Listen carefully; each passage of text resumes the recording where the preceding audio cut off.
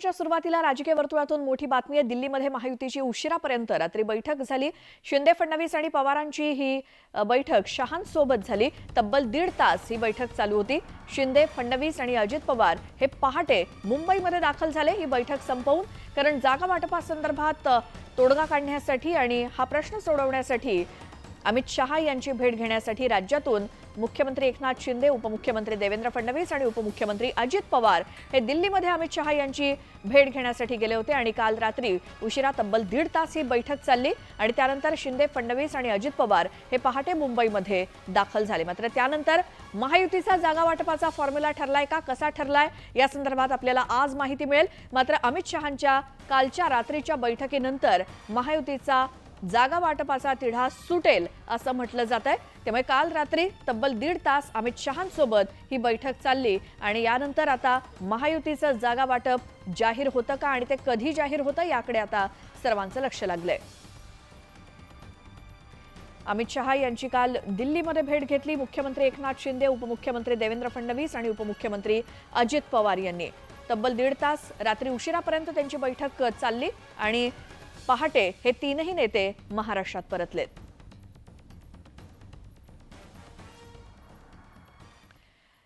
तर साताऱ्यातून उदयनराजे भोसले यांची उमेदवारी जवळपास निश्चित झाली आहे। रात्री उशिरा राजेंनी शहांची भेट घेतली।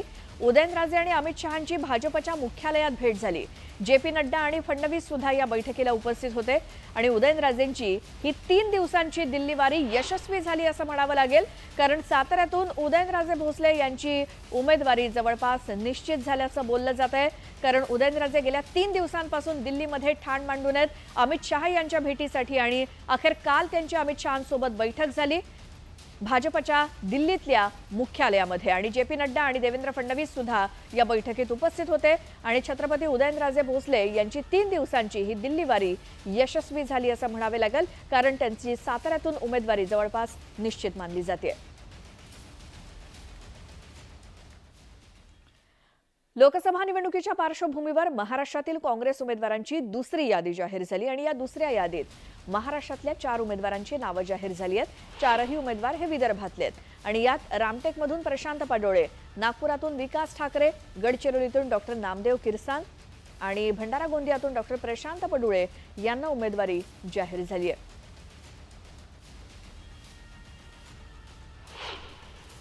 ग्राफिक्सच्या माध्यमातून आपण पाहूयात विदर्भातून कोणकोणत्या मतदारसंघातून कोणाचं नाव जाहीर झालंय। काँग्रेसच्या दुसऱ्या यादीतून नागपुरातून विकास ठाकरे यांना उमेदवारी देण्यात आली आहे काँग्रेसकडनं। तर दुसरा मतदारसंघ आहे तो विदर्भातला रामटेकमधनं रश्मी बर्वे या काँग्रेसच्या लोकसभेच्या उमेदवार असतील। त्यानंतर गडचिरोली या लोकसभा मतदारसंघातून नामदेव किरसान हे काँग्रेसचे लोकसभेचे उमेदवार असतील। तर भंडारा गोंदियामधून प्रशांत पडोळे यांना काँग्रेसनं लोकसभेची उमेदवारी दिली आहे। देशात लोकसभेच्या निवडणुकीचं बिगुल वाजलेलं आहे। त्यातच पहिल्या टप्प्यामध्ये विदर्भातील 5 जिल्ह्यांची निवडणूक पार पडणार आहे। त्यामध्ये भंडारा गोंदिया लोकसभेची सुद्धा निवडणूक पार पडणार आहे। त्यामध्ये काँग्रेसने स्वतः आपला उमेदवार घोषित केलेला आहे। सहकारमर्षी यादवरावजी पडोळे यांचे सुपुत्र डॉक्टर प्रशांत पडोळे यांना उमेदवारी दिलेली आहे। आपल्यासोबत स्वतः उमेदवार आहेत। काय सांगाल तुम्ही, कोणत्या मुद्द्यांना घेऊन या निवडणुकीमध्ये पुढे जाणार आहात? काँग्रेसने आपल्यावर विश्वास ठेवून भंडारा आणि गोंदिया जिल्ह्याची लोकसभेची तिकीट आपल्याला दिलेली आहे। माननीय प्रदेशाध्यक्ष नानाभाऊ पटोले काकाजी यांच्या नेतृत्वात हे आपण इलेक्शन लढवणार आहोत। भाजपाचा नारा आहे अब की बार मोदी सरकार, पण अब की बार महागाईची सरकार आहे।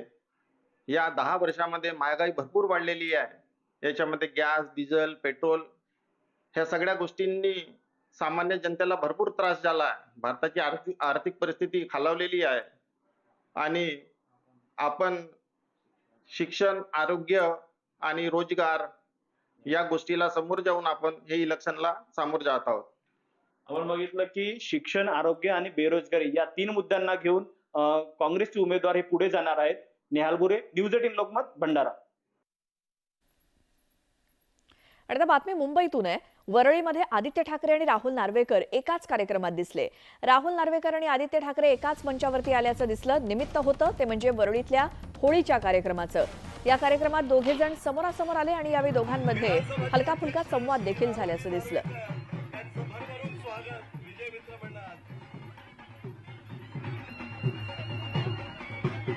अशी जोडी आपल्या वडील गावातच पाहायला मिळेल.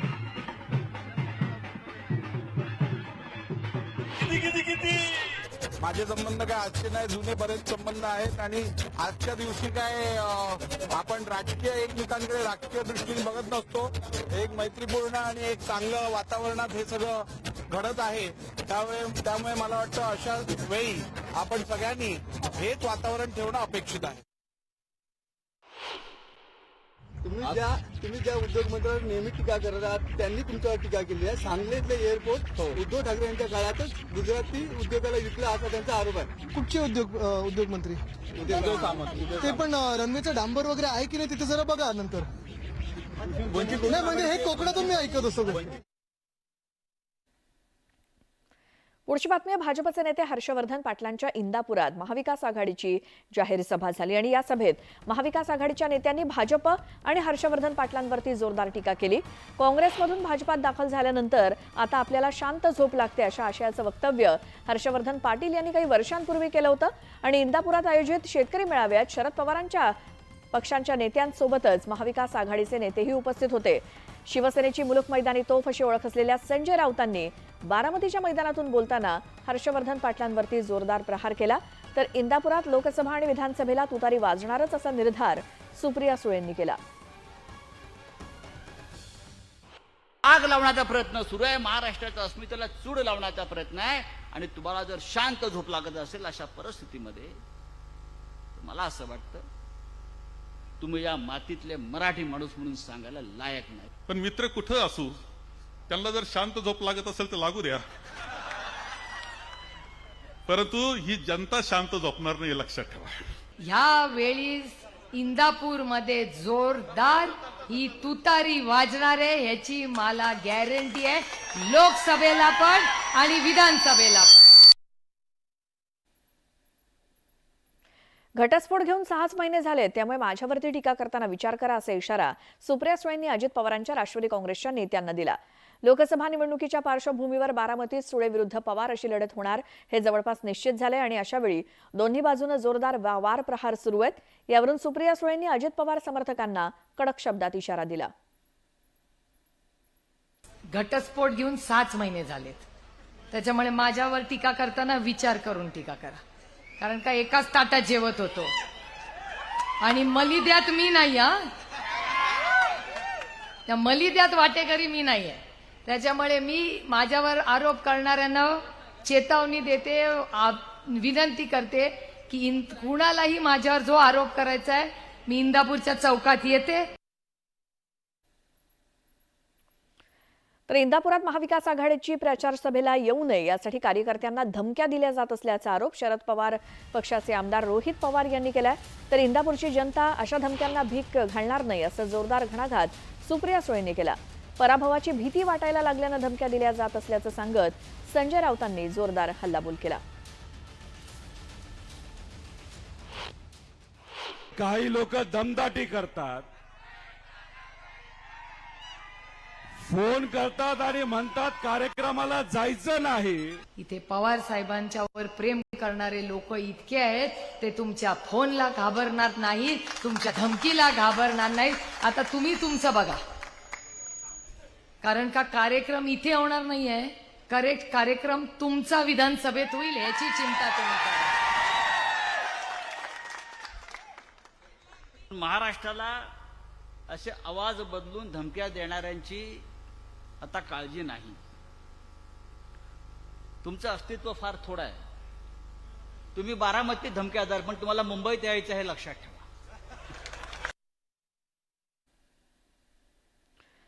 कोल्हापुरात शाहू महाराज छत्रपती यांना वंचितचा पाठिंबा आहे आणि त्यांना निवडून आणण्यासाठी सर्व प्रयत्न केले जाणार असल्याचं वंचितचे प्रमुख प्रकाश आंबेडकर यांनी म्हटलं.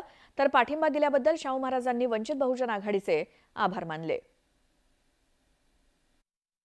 शाहू महाराजांचा असणारा विचारसरणी आणि त्यांचं असणारं कुटुंब हे चळवळीचं जवळचं कुटुंब आम्ही त्या ठिकाणी असणारं मानतो आणि म्हणून निर्णय तिन्ही ठिकाणी असणारं घेण्यात आलेला आहे. की पक्षाच्या वतीने त्यांना पूर्णपणे आमचा असणारा पाठिंबा आहे.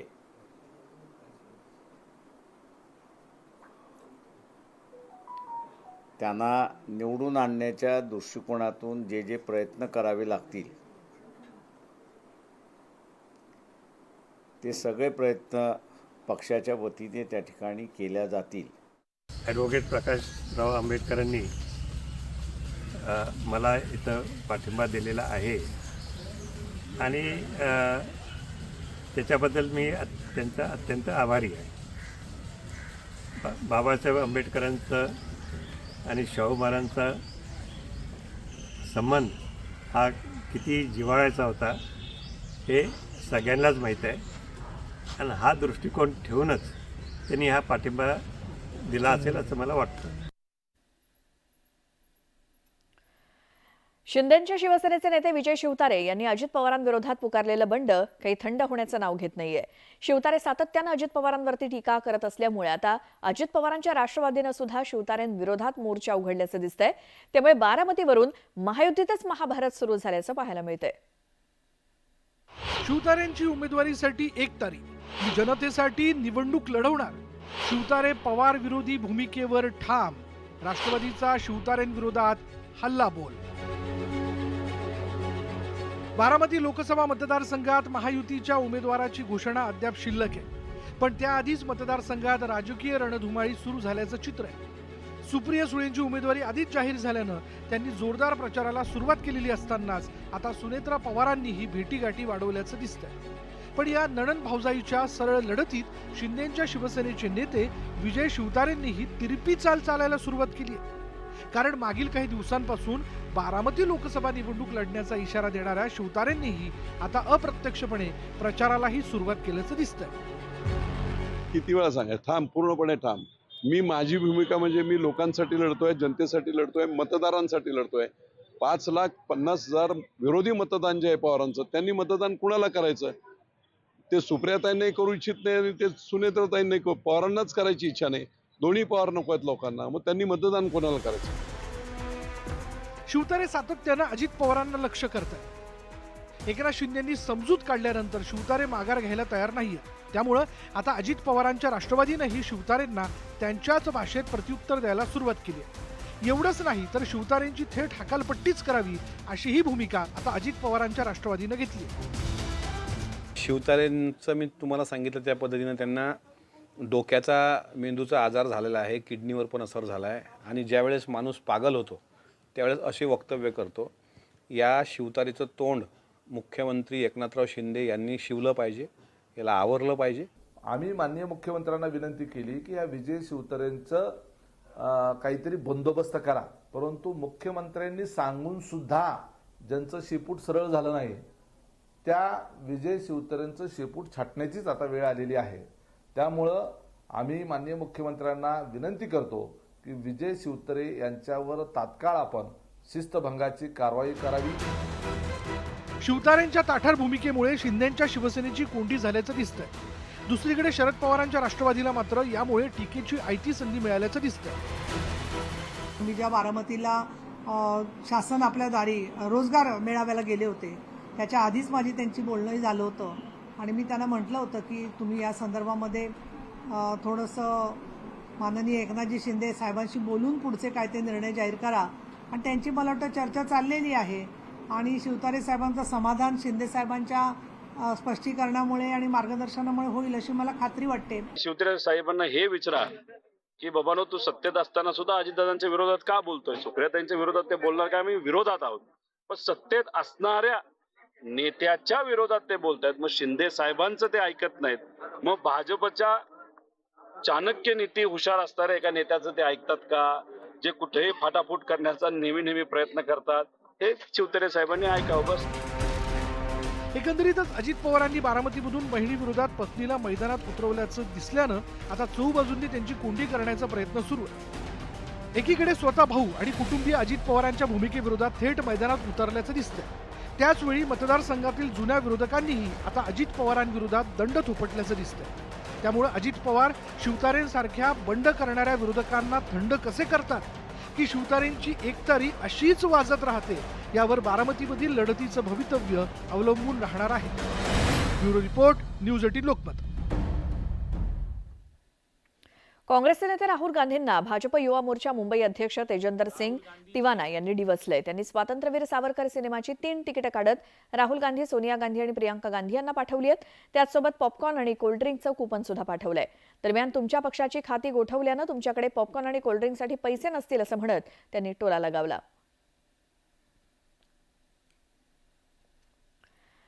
पुढची बातमी. अंबरनाथ आणि बदलापूर नगरपालिकांमध्ये घरपट्टी संकलित करण्यासाठी राबवण्यात येत असलेल्या संगणकीकृत यंत्रणेमध्ये त्रुटी आढळल्या आहेत.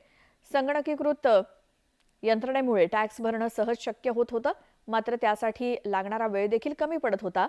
मात्र आता यंत्रणा चालत नसल्यामुळे पालिकेच्या कर्मचाऱ्यांना मोठी कसरत करून टॅक्सचा भरणा करून घ्यावा लागतोय. शिवाय नागरिकांना तात्कळत उभं राहावं लागतंय.